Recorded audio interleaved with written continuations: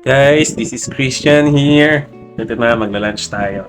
Nilagang egg. Ayan, balikan natin yung egg. Manilaga ako.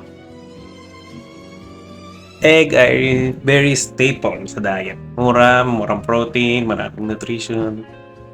Kaya kailangan nyo kumain ng egg araw-araw. Yan nyo guys, oh. Masarap. Tapos may konting kanin, sinigang na baboy.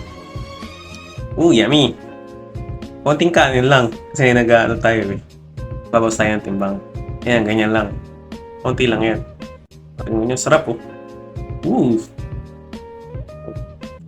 Pa natin. Yummy. Egg. Nilagang egg. Protein. Kailangan natin yan para sa ating mga muscle. Ano yan? Gabi. Gabi tawag. Taro. Ang sarap. Tapos, kangkong. Tapos yung baboy.